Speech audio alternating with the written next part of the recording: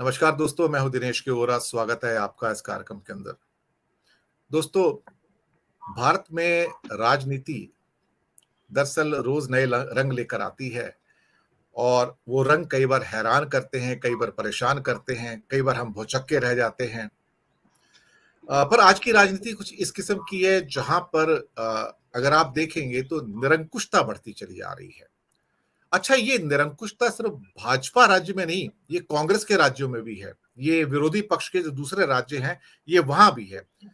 आप देखेंगे कि बहुत सारे ऐसे विरोधी पक्ष की राज्य सरकारें हैं और वो भी एक ऐसे फिएफडम की तरह कार्य करती हैं जैसे वो हमेशा के लिए इस राज्य के राजा हैं एक्चुअली।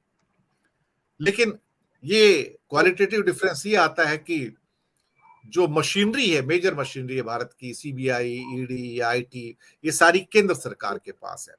लेकिन राज्य सरकारें भी जहां तक हो सकता है अपनी मशीनरी का दुरुपयोग करके अपने विरोधियों को दबाने का प्रयास करती हैं। कर्नाटक में जो हो रहा है वो थोड़ा-सा अनोखा है, क्योंकि कभी सोच नहीं सकते थे कि हिमाचल में थोड़ी-सी बगावत देखी थी हमने भारतीय जनता पार्टी में। बगावती उम्मीदवार तो थे, वहां पर भी काफी, लेकिन बगावत का एक छोटा रंग वहां पे देखा था जब प्रधानमंत्री खुद एक निर्दलीय उम्मीदवार को फोन करके कहते कि भाई तू बैठ जा।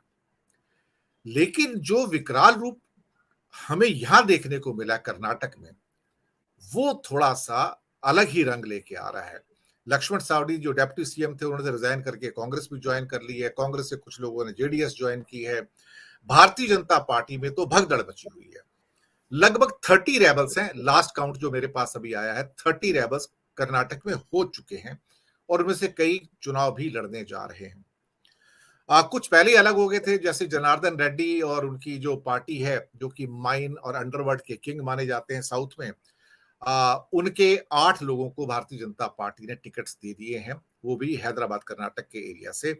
और गंगापुर में जनार्दन रेड्डी के खिलाफ शायद एक पॉसिबिलिटी है कि भारतीय जनता पार्टी अपना कैंडिडेट ना खड़ा करे। अगर खड़ा करे तो इतना कमजोर कि जनार्दन रेड्डी को कोई वहां पर मुकाबला ना हो पाए एक्चुअली। लेकिन ऐसा क्या होता है कि सरकारें केंद्र में कई बार आती हैं तो उनकी निरंकुशता बढ़ती चली जाती है। जितनी ईडी सीबीआई का यूज अब हो रहा है, आईटी का यूज अब हो रहा है, इतना पहले कभी भी नहीं हुआ है। मेरे पास एक फिगर आते हैं कि नेशनल सिक्योरिटी एक्ट आजकल बहुत छोटी छोटी चीजों के ऊपर लगा दिया जाता है और राज्य सरकारें भी नेशनल सिक्योरिटी एक्ट लगा सकती हैं। पिछले वर्ष लगभग 750 केसेस के अंदर नेशनल सिक्योरिटी एक्ट लगाया गया और एक केस तो अभी सुप्रीम कोर्ट में आया है जहां पे एक पॉलिटिकल स्टेटमेंट था एक समाजवादी पार्टी का, उसके ऊपर उत्तर प्रदेश सरकार ने एनएसए लगाया 1 साल पहले। उसके लिए सुप्रीम कोर्ट ने उसको बरी भी कर दिया और कहा कि ये नॉर्मल टाइप के पॉलिटिकल स्टेटमेंट हैं और इनके लिए आप नेशनल सिक्योरिटी एक्ट लगा रहे हैं। ये बहुत ही दुखद है, यानी कि हम अब हर छोटी छोटी बात में डेफेमेशन और नेशनल सिक्योरिटी एक्ट, यूएपीए और ना जाने क्या क्या चीजें करके एक निरंकुशता की सीमाएं क्रॉस कर रहे हैं। बीजेपी की बेचैनी बढ़ रही है, इसमें कोई शक वाली बात नहीं, क्योंकि कहीं ना कहीं कुछ ना कुछ संकेत ऐसे मिल रहे हैं जो थोड़े से ऐसा लगता है कि कर्नाटक में सत्ता जाने के हैं और बाद में 2024 के लिए जो खतरे हैं उनको भी बीजेपी भांप रही है। विद्रोह ऑलरेडी हो चुका है, बगावत हो चुकी है, बड़े लेवल पे है। फर्क यह था कि गुजरात मॉडल को जब कर्नाटक में लादने की कोशिश की तो अमूल वर्सेस नंदरी भी हुआ है। और दूसरी बात, गुजरात में ये इसलिए कामयाब हुआ कि वो उनकी हिंदुत्व की लैब थी, मोदी जी का अपना एरिया था। तो एक आज्ञा पालक क्लास की तरह विजय रूपाणी और कुछ लोगों ने लेटर दे दिए कि हम इलेक्शन पॉलिटिक्स से हटते हैं और या वहां पे पूरी मिनिस्ट्री बदल दी गई थी और बदल कर नया चीफ मिनिस्टर आया, सारे मिनिस्टर नए आ गए। लेकिन ये कर्नाटक में पॉसिबल नहीं हो पाया और बूमरैंग हो गया। और अब कई तो विश्लेषक जो आज और कल मेरे प्रोग्राम में आए थे वो कहते हैं कि BJP just fighting hard to retain even 60 seats in Karnataka election out of 224। इसी विषय पर बात करने के लिए आज हमारे साथ एक विशिष्ट पैनल मौजूद है। मैं उनका परिचय करवा देता हूं। हमारे साथ हैं हिमाचल से वरिष्ठ पत्रकार विश्लेषक दिनेश कंवर जी। सर, आपका बहुत बहुत स्वागत है, आपने समय निकाला, नमस्कार। आपके साथ जुड़े। और हमारे साथ गुजरात की पुण्य भूमि से हैं पॉलिटिकल एनालिस्ट एंड स्ट्रेटजिस्ट जिगर दोषी साहब। सर, आपका भी बहुत बहुत स्वागत है। सबसे पहले दिनेश जी, मैं आपके पास ही आता हूँ। निरंकुशता तो हर तरफ बढ़ रही है, जो समाज में हो रहा है, जो लॉर्डशिप आ रही है लोगों में, जो ईगोज हैं, दूसरे को नेस्तनाबूद करने की प्रवृत्तियां हैं, तबाह कर देने की प्रवृत्तियां हैं, वही जब लोगों के हाथ में सत्ता आती है तो वो भी झलक रही है। राज्य सरकारें भी कर रही हैं और केंद्र भी कर रही है। आपकी टिप्पणी सर। सर, पॉलिटिक्स का जो अभी लेटेस्ट फॉर्मेट हम देख रहे हैं, ये कहीं ना कहीं इसके बीज बहुत पहले बीजे गए दिखते हैं।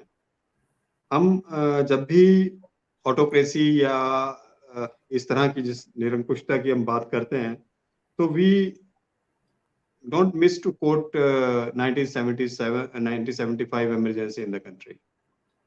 वो एक ऐसा पहलू था जिसको हम कभी भी इग्नोर नहीं कर सकते हैं कि चाहे वो गलत था, बाद में उसको सुधारा गया या नहीं सुधारा गया, उसके ऊपर एडमेंट रही उस वक्त की सरकार। और जो उस वक्त हुआ, उस इमरजेंसी के दौरान एक और एक्ट और कंडक्ट गवर्नमेंट का ये रहा था, आपको याद होगा, एक फैमिली प्लानिंग का इशू बीच में मसला आया था कि कंट्री की पॉपुलेशन को कंट्रोल करने के लिए फैमिली प्लानिंग को इम्पोज किया जाए और जैसे भी हो, जिस तरह भी हो, लोगों को पकड़ पकड़ के फैमिली प्लानिंग के कैंप्स में वहां पर ले जाया गया। ये एक अलग पहलू है। ये शायद कहीं ना कहीं देश के कंसर्न्स के साथ इसको किया जा रहा था।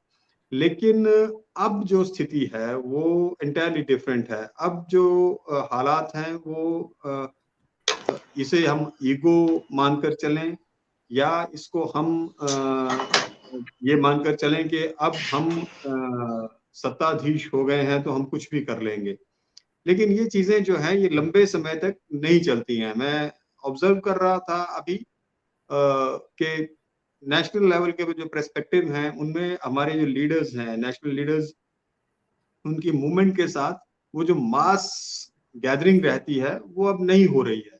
अदरवाइज कोई लीडर चलता था और उसका जो जहां उसकी मीटिंग होती थी वहां लोग खुद आते थे, जबकि अब ठूस के गाड़ियों में, बसों में भर के ठूस कर वहां पहुंचाए जा रहे हैं। ये मजबूरी हो गई है। ये जो व्यवस्था है, इस व्यवस्था के कारण ऐसा हो गया क्योंकि लीडर अब पॉपुलिस्ट उसमें नहीं रह गया कि वो पॉपुलैरिटी, उसका लेवल ग्राफ इम्प्रूव हो रहा है और इसलिए लोग उसके साथ आ रहे हैं। अब मजबूरी में लोग आ रहे हैं। यहाँ तक हालत तो ये हो गई है कि पेड इलेक्शंस में तो पेड भीड़ इकट्ठी की जा रही है।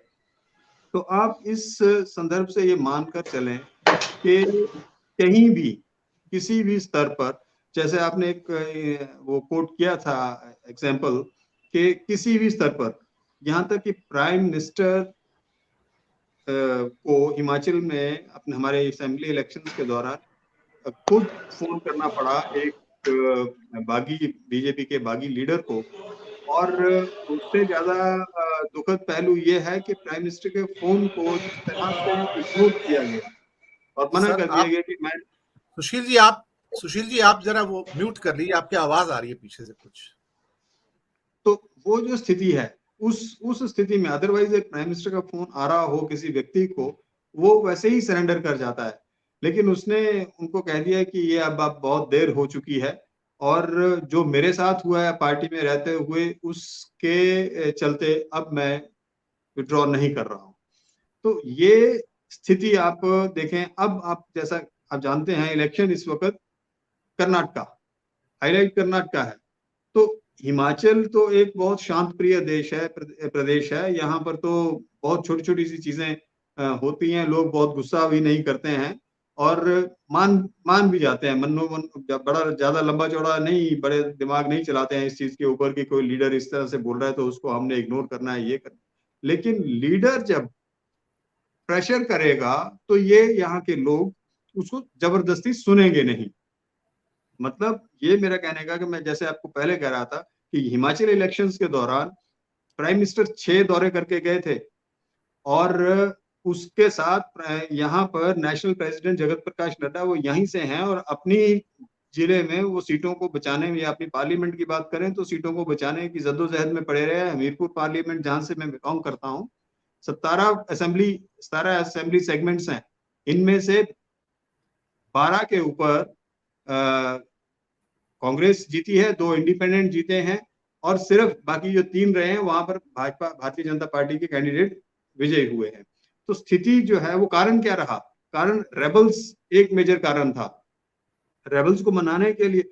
और जब भी आप डंडे से हाँकने की कोशिश करेंगे तो लीडर्स जो है वो आपके साथ नहीं चलेंगे। आप पॉलिटिक्स में, मुझे जो लगता है, वो जितना आप शांत और एमिकेबल सॉल्यूशन ढूंढने का प्रयास करेंगे उतना ज्यादा बेहतर रहेगा, इंस्टेड के आप किसी को आप डंडे से हाँकने की कोशिश करेंगे।